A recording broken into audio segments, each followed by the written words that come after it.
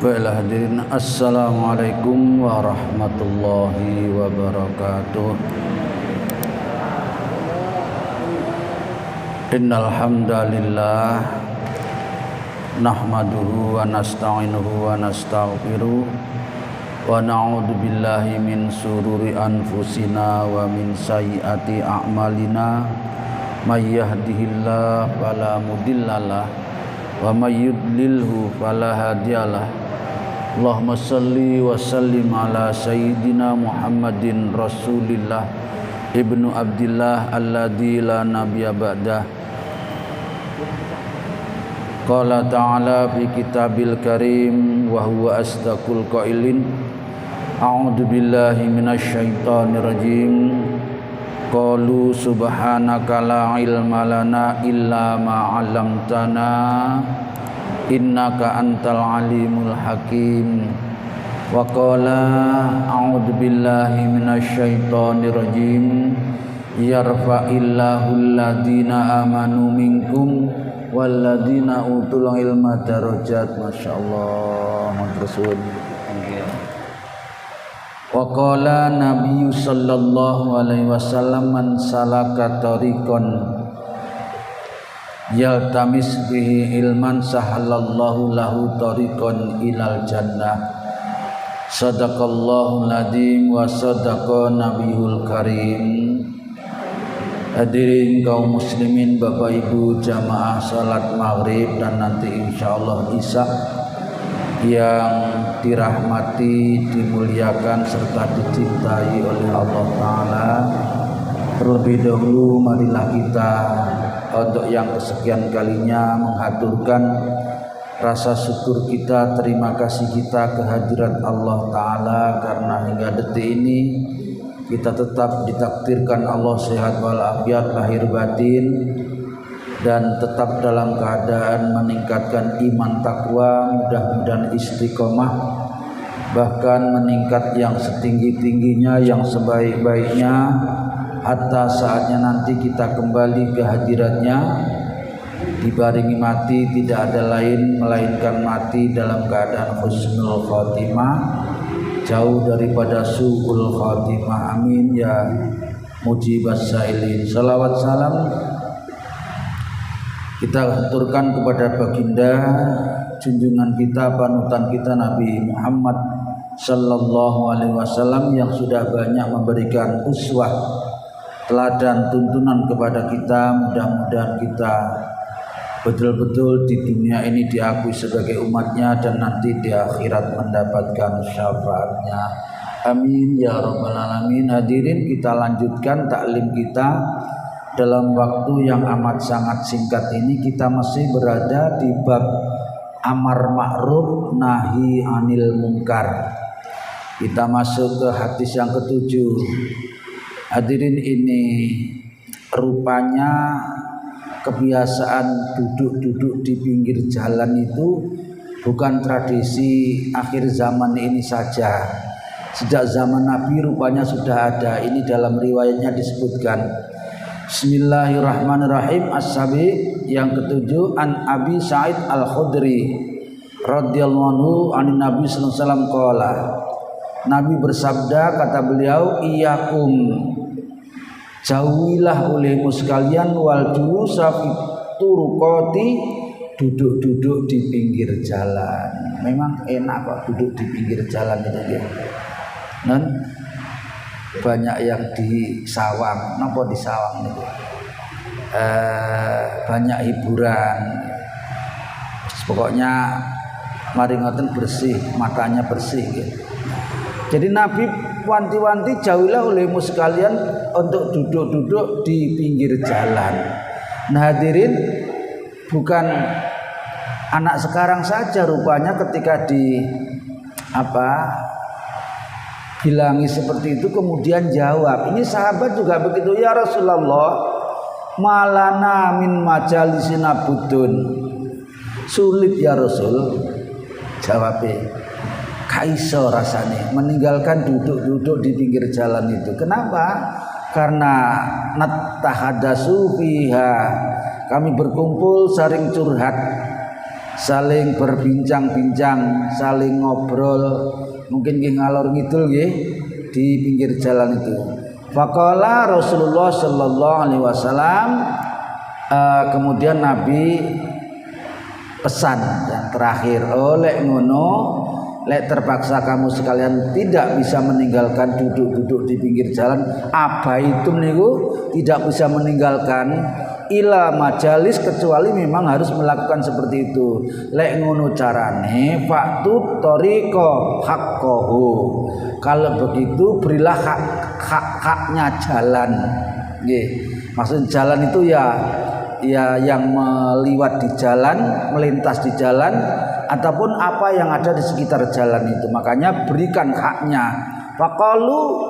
Qalu sahabat bertanya, wa ma haqqut tariqi ya Rasulullah, apa haknya jalan itu? Qala, lan iki hadirin, nek terpaksa kita memang harus juga melakukan seperti ini, duduk-duduk di pinggir jalan, maka penuhi haknya.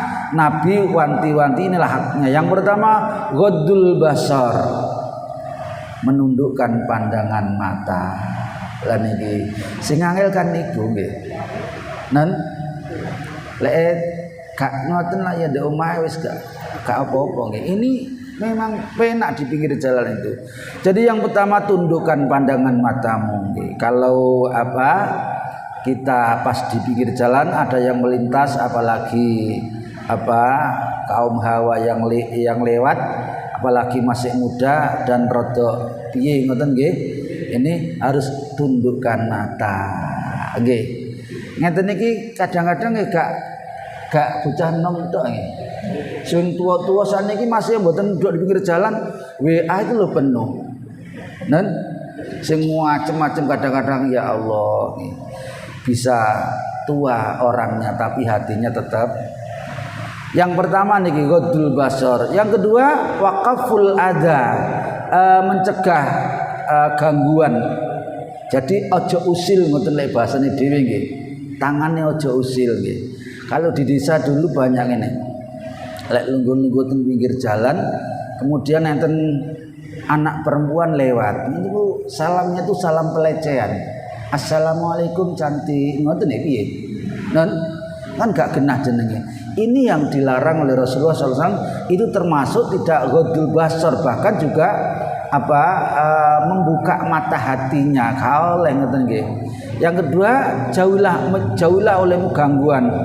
Kemudian waraddus salam, berikan dan jawab salam. Jadi kita diperintahkan memberi salam yang yang serius, bukan yang kayak tadi saya contohkan itu, yang serius. Dan kalau diberi salam oleh orang lain, kita wajib juga menjawab salam itu. Lah ini yang lebih penting di sini ini, wal amru bil ma'ruf, dan tetap melaksanakan perintah kepada yang ma'ruf. Jadi kalau kita melihat pas di pinggir jalan kita, rupanya ada orang lain yang melakukan kemungkaran, lah kita cegah, kita larang, kita hindarkan, dan kita memerintahkan untuk melakukan kebaikan. Misalnya logo-logo di pinggir jalan deket, atau sekalipun tidak deket nggih, dengar panggilan adzan, wayai adzan dikumandangkan ya mari kerjakan adzannya, nanti ngobrolnya diteruskan nanti atau lain kali lagi. Ini perintahnya Nabi. Jadi yang pertama menundukkan mata, yang kedua mencegah ke gangguan, menjawab atau memberi salam, kemudian yang terakhir perintah melakukan ma'ruf dan mencegah kemungkaran. Mudah-mudahan ini menjadi pegangan nggih. Jadi nanti kalau terpaksa kita atau mungkin saudara kita atau yang lain melakukan seperti ini, kita wanti-wanti untuk menjalankan apa yang pernah dipesankan oleh Rasulullah Shallallahu Alaihi Wasallam ini. Baik, kita lanjutkan ke hadis yang ke-8. As-samin an Ibnu Abbas radhiyallahu anhu anna Rasulullah sallallahu alaihi wasallam ra'a khataman. Lah niki hadirin, ini juga termasuk bagian daripada mungkar. Nabi pernah melihat laki-laki yang menggunakan ali-ali. Apa ali-ali niku? Cincin min dahabin, dari emas. Sing ora oleh niku lek dari emas, lek dari bathoke klapa riyen sik cilik niku nggih. Hobi gawe ngoten niku nggih. Jadi batoknya kelapa itu dibentuk sedemikian rupa, kemudian tengahnya dilobang sesuai dengan ukuran jari kita, dihaluskan yang sehalus-halusnya, kemudian digosok, digilapkan sampai hitam gitu, nggih. Ini luar biasa kesan seperti itu. Itu dulu masih kecil sering saya dan teman-teman melakukan seperti itu. Apalagi batok itu kan banyak, nggih. Jadi hadirin, yang dilarang untuk orang laki-laki menggunakan cincin dari emas atau perak. Ini untuk laki-laki, untuk orang perempuan tidak. Sudah disebutkan di riwayat, banyak di posting-posting di WA itu, ternyata sudah terjawab kenapa laki-laki dilarang menggunakan cincin dari emas, sementara untuk kaum perempuan tidak dilarang. Fi yadir rajuli lan iki. Nabi pernah melihat cincin emas yang menempel atau terletak di tangannya laki-laki. Fanaza'ahu, kemudian Rasul melepasnya. Coba hadirin. Gak ada omong, langsung Nabi mengambilnya untuk melepasnya, kemudian fatarahahu, beliau melemparkannya atau membuangnya. Coba. Ini menunjukkan larangan keras bagi kaum laki-laki untuk menggunakan perhiasan dari emas atau dari perak itu ya, itu tidak boleh, baik dalam bentuk cincin maupun selain cincin, yang penting perhiasan. Ini kalau dipakai, bagaimana Pak kalau tukar cincin? Tukar ra apa-apa, termasuk tuku ya ora apa-apa. Sing ra oleh niku lah gawene. Untuk kaum putri, kaum ibu, kaum hawa tidak dilarang. Demikian pula sutra hadirin. Nanti di riwayat yang lain ada keterangan lagi, laki-laki juga tidak boleh menggunakan sutra. Wakilah sutra yang murni. Kalau sutra itu campurannya sekedar saja, dalam sebuah pendapat masih dibolehkan. Kemudian nanti juga ada saya singgung sekalian di riwayat yang lain untuk peralatan, wadah makan, wadah minum dan lainnya itu juga tidak boleh. Baik, nah kalau yang untuk wadah ini baik untuk laki-laki maupun perempuan sama-sama tidak boleh menggunakan wadah yang terbuat dari emas atau dari perak.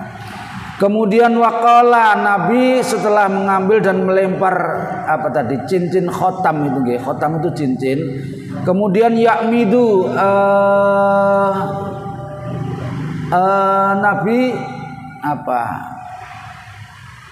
Nabi menyampaikan yakmidu ahadukum, kamu sengaja meletakkan bara min jamrotin, di tanganmu itu meletakkan bara. Jamroh itu bara dari neraka. Fayaj'aluha fi yadihi, dan itu nanti akan melekat selamanya di akhirat. Karena itulah kata beliau, aku tidak segan-segan untuk menyelamatkanmu mengambil cincin itu dan melemparkannya. Fakila li rajulin ba'da ma dhahaba Rasulullah sallallahu alaihi wasallam. Kemudian setelah itu Nabi berlalu. Nabi beranjak.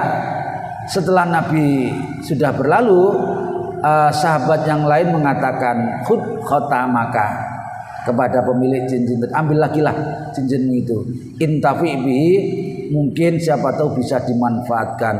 Qala, yang punya cincin menjawab, la wallahi la akhuduhu, demi Allah aku tidak akan mengambilnya lagi. Karena Nabi sudah mengatakan bahwa menggunakan cincin dari emas untuk laki-laki itu sama dengan menaruh bara api neraka di tangannya. La akhuduhu abadan, kata pemilik cincin, aku selamanya tidak akan mengambilnya lagi. Waqat tarahu, apalagi kalau sudah Nabi yang melemparkannya. Baik, dapat 2. Sebelum dilanjut, ada yang perlu dibahas? Lanjut nggih? Nggih, monggo. Mic-nya enten. Nggih, silakan. Assalamualaikum warahmatullahi wabarakatuh. Waalaikumsalam warahmatullahi wabarakatuh. Sehubungan dengan penggunaan cincin emas buat laki, Nggih. dilarang. Nggih. Saya pernah membaca Nggih. itu berkaitan dengan peredaran darah. Cerdas niki. Nggih. Nggih leres. Kalau perempuan karena Iya, mengalami haid, Nggih. jadi darah kotor. Nggih leres Ibu, nggih. Kalau laki-laki. Iya, iya. Terus yang kedua, pertanyaan saya mengenai tempat wadah makan itu tadi, saya Iya. yang belum tahu. Iya. Iya. Ya. Nanti riwayatnya lain nggih. Sekarang belum disinggung tapi tadi sudah saya sampaikan, saya singgung lebih dahulu. Nanti ada hadisnya. Untuk yang apa? Untuk yang cincin tadi atau emas untuk laki-laki tadi saya singgung sedikit, sekarang sudah apa? Sudah terjawab kenapa alasannya laki-laki tidak boleh menggunakan emas itu. Di WA kan sudah banyak itu, makanya tadi tidak saya singgung. Karena kalau orang wanita kan setiap bulannya darah yang kotornya sudah dikeluarkan, sementara laki-laki tidak pernah mengeluarkan darah kotor ini. Makanya itu secara medisnya Ibu nggih, tapi secara syar'inya memang Rasul sendiri yang lebih tahu, mendapatkan ilham dari Allah Subhanahu wa taala. Ngaten nggih. Untuk yang wadah nanti insya Allah ketemu riwayatnya di tempat yang lain lagi. Tapi sengaja saya gabungkan karena memang itu larangan. Jadi kalau ibu misalnya punya semacam gelas atau piring atau lepek atau apa saja nggih, itu kalau memang dari emas atau dari perak, sayujannya disimpan saja, dibuat pajangan saja. Yang ndak boleh kan digunakannya untuk wadahnya itu. Ngaten nggih? Nggih. Pun enten malih? Sudah. Abah Mujianto lanjut. Bismillahirrahmanirrahim. Yang ke-10 sekarang, an Hudzaifah radhiyallahu anhu an Nabi sallallahu alaihi wasallam qala walladzi nafsi biyadihi. Nabi kalau sumpah itu sering seperti ini, demi zat yang jiwaku berada di tangannya. Ini sumpah yang sering diucapkan oleh Rasulullah, demi zat, demi Allah maksudnya, yang jiwaku ada di tangannya. La ta'muruna bil ma'ruf. Ini artinya ini Nabi wanti-wanti betul untuk kita sekalian agar bisanya untuk melakukan perintah kepada kemakrufan itu. Walatan hauna, dan sungguh hendaknya kamu sekalian melarang tentang kemungkaran. Mungkar yang kecil, lebih-lebih yang besar. Mungkar untuk orang lain, lebih-lebih untuk keluarga kita sendiri.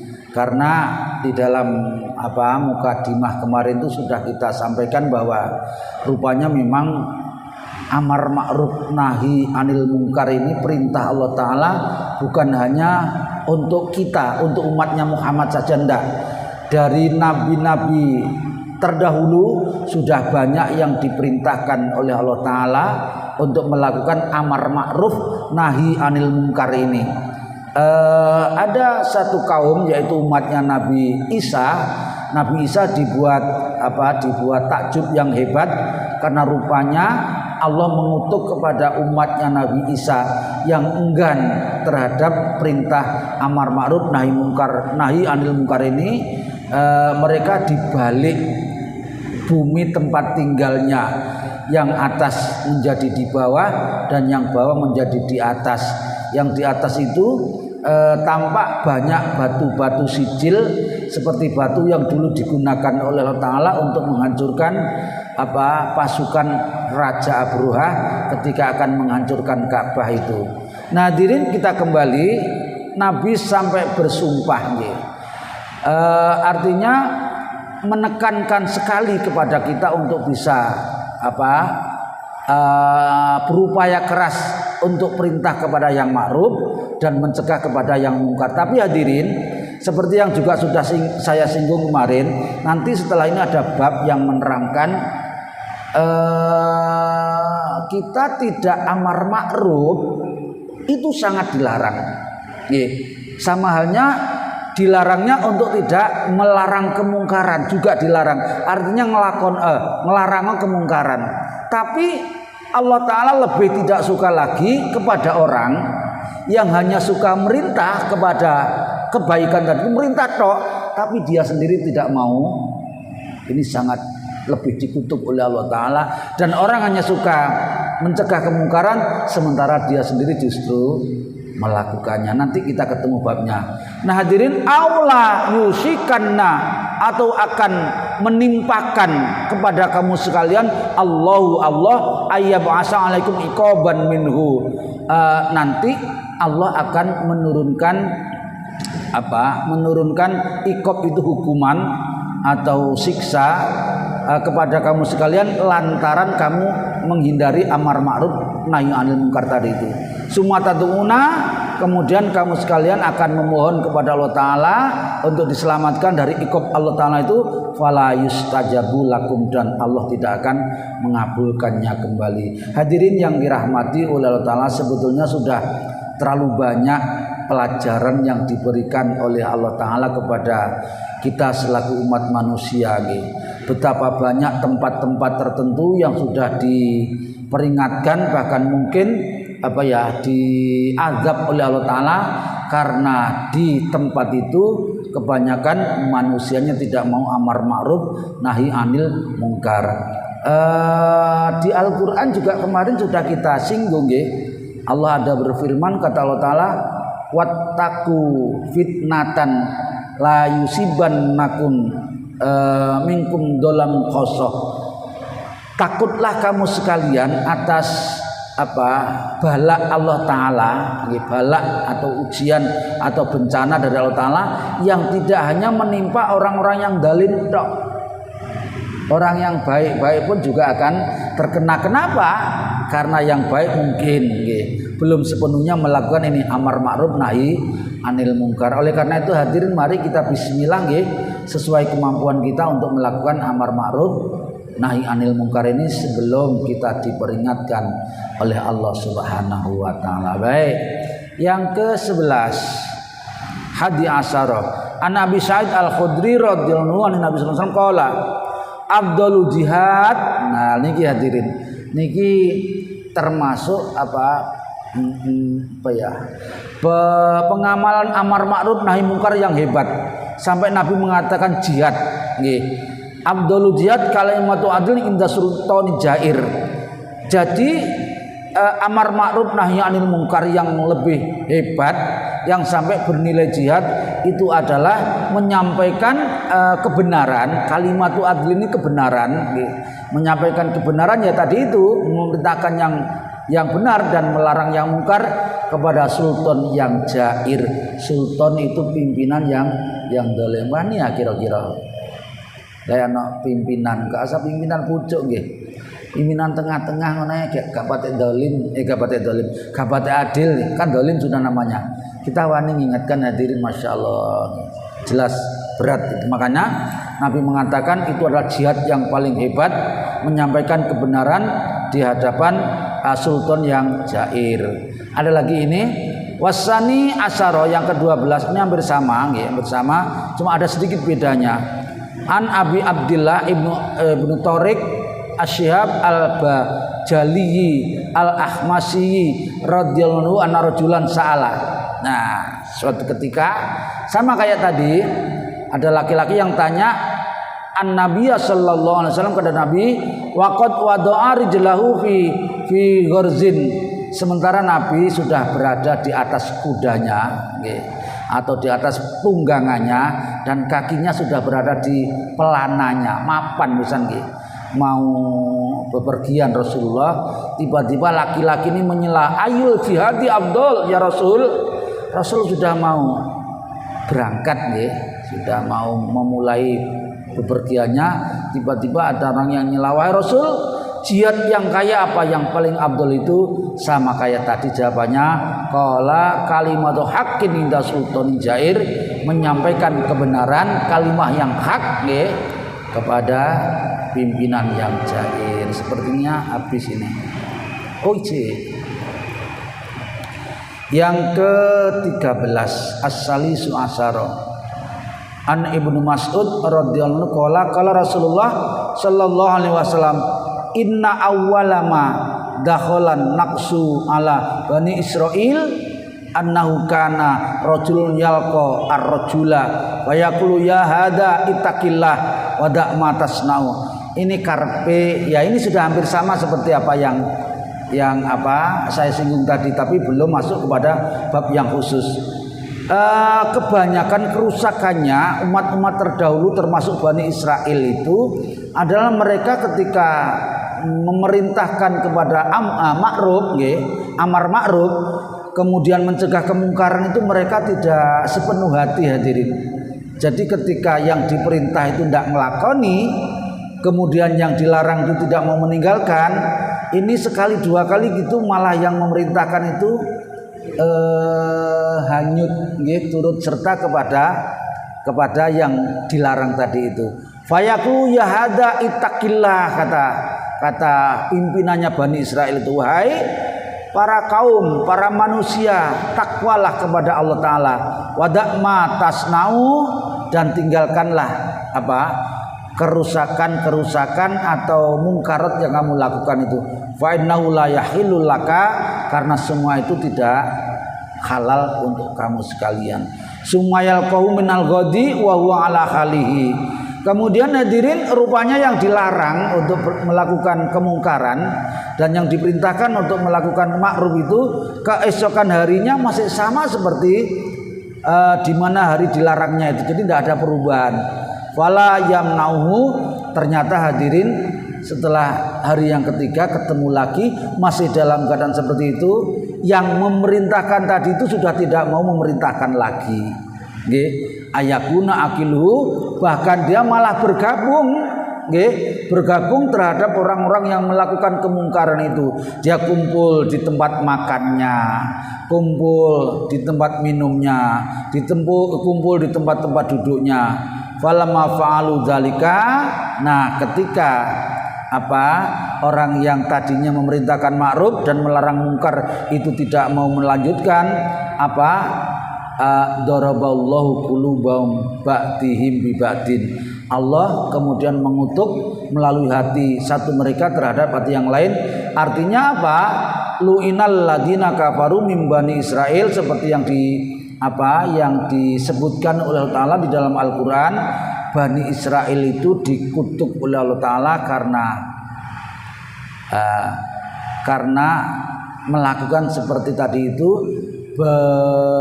melalui lesannya atau peringatannya Nabi Daud dan peringatannya Nabi Isa ibnu Maryam.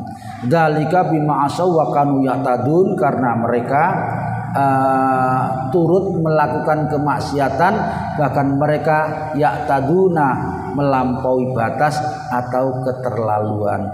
Kanu layatana hauna 'anil munkar, kembali fa'aluhu labi sama kanu yaf'alun. Dia yang mestinya mencegah kemungkaran, rupanya karena yang dicegah itu tidak mau menghentikan, dia justru hanyut kepada kemungkaran itu sendiri. Tara katsiran minhum yatluna alladziina kafaru labi sama qaddamat lahum anfusuhum, seperti yang disebutkan Allah Ta'ala di dalam surat Al-Maidah ayat yang ke-78 sampai 81. Ini peringatan keras agar kita tidak jatuh terhadap lembah seperti apa yang dilakukan oleh pimpinan atau imam-imamnya atau ulamanya Bani Israel itu. Sumakola, kemudian Nabi bersabda, kalla wallahi, sekali lagi jangan kamu seperti para ulama atau pimpinannya Bani Israel itu, demi Allah, la ta'muruna bil ma'ruf, sungguh laksanakanlah perintah kepada yang ma'ruf, wala tanhauna 'anil munkar, dan sungguh laranglah kepada kemungkaran, wala ta'khudanna, dan janganlah sekali-kali melawan ala yadid dolim, terhadap tangan-tangannya orang yang zalim, wala ta'tirunnahu, dan jangan sekali-kali kamu mengajak alal haqi, untuk melawan kebenaran, atron, wala taksurunna alal haqqi qasron, aw la yadribanallahu, atau Allah akan memberikan peringatan dan hukuman biqulubihim ba'dikum ala ba'din summa layal anakum kama la'anahum. Kemudian Allah akan melaknat kepada kamu sekalian seperti bagaimana Allah melaknat kepada umat-umat yang terdahulu. Ini hadalah din, sama dengan yang di atas, cuma menurut keterangan yang lain saja. Jadi sama, tidak perlu kita sampaikan. Usiono, pikir minta sudah dia. Yang ke-14, An Abi Bakrin As-Siddiq, dari Abu Bakar As-Siddiq radhiyallahu anhu qala, Abu Bakar berkata, ya ayuhan nas, innakum lataqra'una hadil ayah. Wahai para manusia, sesungguhnya kamu sekalian pasti pernah membaca ayat ini, kata Abu Bakar. Apa bunyinya ini? Ya ayyuhalladzina amanu alaikum anfusakum la yadurrukum man dhalla idza tadaitum. Surat Al-Maidah 105. Wahai para manusia. Jadi ayat ini khitabnya kepada manusia secara umum, bukan hanya khusus kepada muslim atau mukmin, tapi secara umum. Lataqra'una, sungguh kamu pernah membaca ayat ini. Ya ayyuhalladzina amanu, wahai orang-orang yang beriman, alaikum, jagalah anfusakum, diri kamu sekalian, la yadurukum, jangan sampai membahayakan kepada kamu, man, orang-orang dola yang berbuat sesat, idah tadaitum, ketika kau akan diberikan hidayah oleh Allah Subhanahu wa taala. Jadi jangan sekali-kali kita tertimpa kemadorotan gara-gara kita meninggalkan amar ma'ruf nahi anil munkar yang mestinya kita mendapatkan hidayah dari Allah taala. Karena melanggar tadi itu, maka Allah akan menurunkan peringatan kepada kita. Wa inni, kata Abu Bakar, sami'tu Rasulullah sallallahu alaihi wasallam yaqul. Beliau Rasul pernah bersabda, innan nasa, sesungguhnya manusia, idza ra'au, ketika pada melihat, ad-dzalimi falam yahudu ala yadayhi au syakka ay ya'ummahumullahu bi'iqabin minhu. Kata beliau, sesungguhnya manusia ketika melihat kezaliman, idza ra'u dzaliman falam ya'khudu, kemudian dia tidak mau menjauhkan diri atau menghentikannya, ala yadai, melalui tangannya atau kemampuannya, maka Allah akan menimpakan kepada umumnya. Ini yang tadi yang saya singgung itu, umumnya manusia, artinya peringatan Allah atau hukuman Allah tidak hanya menimpa kepada orang-orang yang zalim saja, tetapi menimpa kepada kamu secara umum, bi'iqabin minhu, dengan iqabnya Allah Subhanahu wa ta'ala. Wallahu a'lamu bis-shawab. Habis niki hadirin yang saya katakan tadi. Sebelum kita masuk ke sini, ada lagi? Assalamualaikum. Waalaikumsalam warahmatullahi wabarakatuh. Saya ingin mempertegas saja, kalau memang bahaya, menakutkan sekali kisahnya Nabi Isa tadi, yang dijungkir balikan oleh Allah karena dia tidak mau amar ma'ruf nahi. Yang ditujukan kepada seluruh umat, baik yang umatnya yang beragama waktu itu yang Nasrani, ahli kitab ya. Yang ingin saya tanyakan di sini, bagaimana di zaman sekarang ini kita yang sulit sekali untuk ini dengan dalih adalah intoleransi. Nah, yang misalnya sebagai contoh, misalnya itu ada kesalahan, kesirikan, kita kan wajib mengingatkan. Tetapi sekarang ada kedok yang namanya HAM atau intoleransi. Nah, ini membuat ruang gerak untuk beramal ma'ruf nahi munkar kan sangat-sangat sulit. Betul. Nah, oleh karena itu sebagai contoh, misalnya beberapa hari yang lalu, misalnya ada yang keyakinan lain yang menaruh sesajen di Semeru itu, kemudian di Aminah itu, sehingga kesannya seperti kayak intoleransi. Betul. Padahal sebenarnya kesirikan apapun kan tidak dibenarkan menurut Allah juga melarang seperti Iya. Yang ingin saya tanya ini sebatas mana kita ini antara amar ma'ruf nahi mungkarnya tadi itu dengan intoleransi ini kan sangat dikekang di zaman sekarang. Iya. Misalnya kita takut bahwa nanti Allah akan mengajarnya dengan seperti betul Bapak, betul nggih. Sampun ngeten nggih. Ada yang lain? Memang hadirin sekalian Bapak Ibu, untuk mengamalkan di zaman akhir seperti sekarang ini terasa amat sangat berat nih. Terlebih terkesan sekali bahwa sekarang lagi marak istilah bukan sekedar intoleran gitu, tapi ada apalah Islam garis keras itu namanya radikal lah. Kita lihat titik-titik bener itu kemudian dikecam radikal. Itu repotnya di situ itu. Memang kita semakin sulit untuk melakukan kebenaran. Oleh karena itulah maka dari awal, dari pertama Nabi sudah wanti-wanti. Kalau kamu melihat kemungkaran itu, rubahlah dengan kekuasaanmu.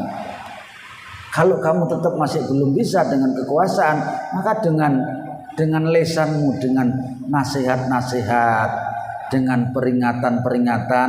Dan kalau itu juga masih kesulitan, maka yang terakhir adalah dengan paling tidak kita mengingatkan kepada diri kita sendiri untuk tidak salut, tidak tertarik, tidak cenderung, tidak condong kepada apa yang dilakukan oleh orang-orang yang melakukan kemungkaran itu. Lebih-lebih sekarang memang titik-titik nanti melanggar HAM.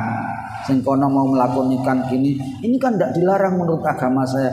Repot memang. Nah oleh karena itu maka kita harus pandai-pandai, ya minimal di keluarga kita lah kita bimbing betul, kita ingatkan betul untuk bisa bagaimana caranya melakukan amar ma'ruf nahi anil munkar semacam ini. Kemudian hadirin yang dirahmati Allah Ta'ala, melalui kajian-kajian seperti ini kita saling mengingatkan, saling berpesan kepada sesama kita agar kiranya kita bisa mengamalkan ini. Yang juga tidak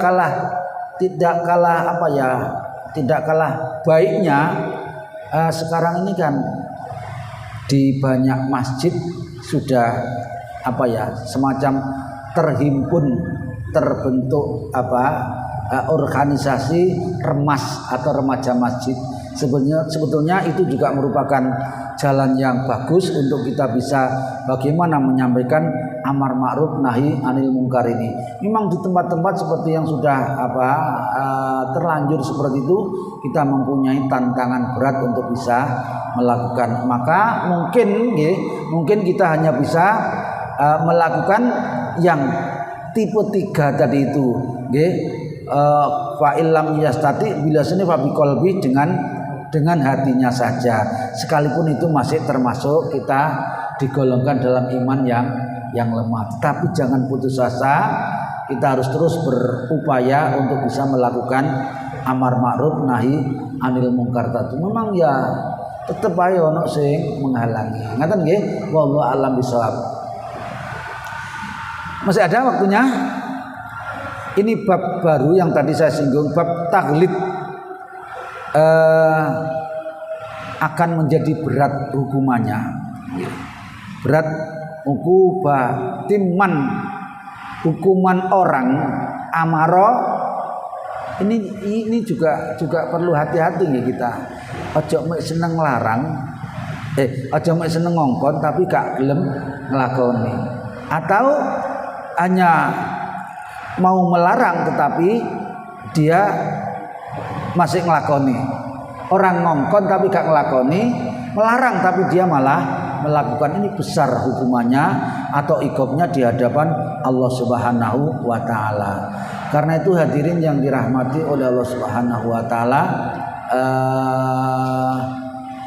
salah satu dari Imam 4 kalau tidak salah, insyaallah Imam Hambali bener. Ini pernah saya singgung kemarin. Ketika satu saat beliau ditanya tentang hukum, rupanya beliau tidak mau menjawab langsung. Ditunggu sampai beberapa waktu, konon wakilah sampai 1 bulan. Begitu 1 bulan, yang tanya tadi dicari, kemudian baru dijawab pertanyaan penanya itu. Kenapa? Rupanya ketika Imam Hambali ini ditanya tentang satu hukum itu, beliau tidak mau menjawab karena beliau belum mengamalkannya. Jadi untuk bisa menjawab menurut beliau harus awak dhewe nglakoni, ora sekedar ngomongi atau ngomong apalagi merintah, karena yang demikian itu besar ikobnya atau hukumannya di mata Allah Subhanahu wa taala, baik qaulan wa fi'lan. Nah, ini hadirin, dalam Al-Qur'an juga banyak disinggung oleh Allah Taala, di antaranya ini ada tiga ayat ya. Yang pertama di dalam surat Al-Baqarah ayat 44, Allah Ta'ala berfirman, atakmurunan nasa, adakah engkau suka hanya memerintah kepada manusia bil birri untuk melakukan kebaikan, tetapi watan sauna engkau melupakan, artinya kamu sendiri tidak melakukan gitu. Watan sauna anfusakum, sementara kamu sendiri melupakan dirimu, orang lakoni maksudnya. Wa antum tatlunal kitaba, padahal kamu adalah orang-orang yang termasuk membaca kitab. Afala taqilun, apakah kau tidak punya pikiran? Jadi ditegaskan oleh Allah Ta'ala, apakah kamu hanya sekedar mau memerintahkan sementara kamu sendiri tidak mau melakukannya. Kemudian yang kedua di dalam surat Shaf ayat 2 sampai 3 agak panjang. Allah Ta'ala berfirman, a'udzubillahi minasyaitonirrajim, ya ayyuhalladzina amanu, rotok keras hadirin ini. Ya ayyuhalladzina amanu. Jadi ditekankan sekali untuk ayat ini kepada orang-orang yang beriman. Wahai orang-orang yang beriman, lima taquluna ma la taf'alun. Kenapa? Kata Allah Ta'ala, nggih. Niki lek cara istilah Jawane oleh ngeleh-ngelehno Allah Ta'ala sampai kayak ngene iki. Lima taquluna ma la taf'alun. Kenapa kamu hanya suka menyampaikan tetapi kamu sendiri tidak mau melakukannya? Di sini hadirin letak beratnya, kabura maktan, dosa besar indallahi, menurut Allah Ta'ala, antakulu, kalau saja kamu hanya suka mengatakan, suka memerintah, malah tafalun, sementara kamu sendiri tidak mau melakukannya. Jadi monggo kita belajar melakukan dulu, ya. Kita rajin jamaah ke masjid, kita rajin baca Al-Quran dan lain sebagainya, baru kita mengajak dan memerintahkan kepada anak-anak kita. Cek kate kita ngongkon anak kita ke masjid, ngongkon anak kita ke TPA, sementara kita sendiri malah buka WA. Ini Masya Allah, nanti hukumannya berat sekali di hadapan Allah Subhanahu wa Ta'ala. Nanti mohon diperiksa kembali surat Shaf ayat yang kedua sampai ayat yang ketiga. Kemudian yang ketiga surat Hud ayat 88, Allah Ta'ala berfirman, ikhbaron, merupakan satu berita, wa ma uridu an ukhalifakum, aku tidak bermaksud untuk menyelisih kamu sekalian, ilama anhakum anhu, terhadap apa yang aku pernah larangkan kepadamu anhu, dari sesuatu tadi itu. Oleh karena itu hadirin, sekali lagi kita belajar untuk melakukan, kemudian memerintahkan kepada orang lain agar kita tidak terkena hukum yang sangat berat ini. Wallahu alam bishawab. Kemudian di antara hadisnya, an Abi Zaid Usamah ibnu Zaid ibnu Haris radhiyallahu anhu maqala, sami'tu Rasulullah sallallahu alaihi wasallam yaqulu, yuta birojulin, iki rada dawa, gimana ini? Dikit nggih? Nan entek omtene, dikit saja. Yuta birojulin,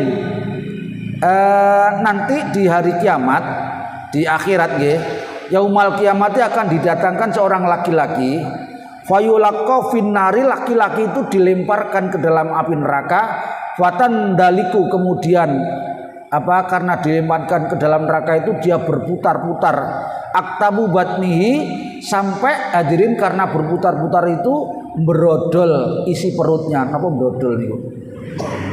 keluar isi perutnya. Fayaduru biha, karena itulah maka dia berputar-putar kama yadurul khimaru, seperti olehnya berputar khimar firroha di dalam tempat penggilingan. Zaman dahulu hadirin kalau giling tebu membuat gula itu nggih, itu digiling dengan alat tradisional, yaitu satu peralatan yang diputar oleh lembu nggih. Itu diputar sampai keluar isinya. Faytamiu ilahi alunar. Nah hadirin, laki-laki yang dilemparkan ke dalam neraka kemudian brodol isi perutnya dan dia kemudian berputar-putar seperti berputarnya khimar ketika melakukan penggilingan itu. Kemudian para penghuni neraka itu kumpul ngerubung melihat orang yang melakukan kayak tadi itu. Fayakuluna, dan bertanya, ya fulan, wahai fulan, kata penghuni neraka yang lebih dahulu di dalam neraka itu, malaka, kenapa kamu bisa seperti itu? Alam taku ta'muruna bil ma'ruf, bukankah kamu dulu di dunia suka memerintahkan kepada yang ma'ruf, wa tanha 'anil munkar, dan melarang kemungkaran? Fayaqulu bala. Orang yang dilemparkan ke neraka sampai brodol isi perutnya tadi, dia mengatakan, ya kuntu amuru bil ma'ruf, memang dulu aku suka memerintahkan kepada ma'ruf, tapi walaatihi, sementara aku sendiri tidak melakukannya. Wa anha 'anil munkari, dan aku melarang kemungkaran, tapi wa'atihi, justru aku melakukannya. Hadirin yang dirahmati Allah Ta'ala, mudah-mudahan menjadikan pelajaran buat kita sekalian yang dibarengi dengan hidayah Allah Subhanahu wa Ta'ala dalam rangka mencari husnul khotimah. Mudah-mudahan dikabulkan oleh Allah Subhanahu wa Ta'ala. Kita akhiri, subhanakallahumma wa bihamdika asyhadu an la ilaha illa anta astaghfiruka wa atubu ilaik. Wal afu minkum. Wassalamualaikum warahmatullahi wabarakatuh.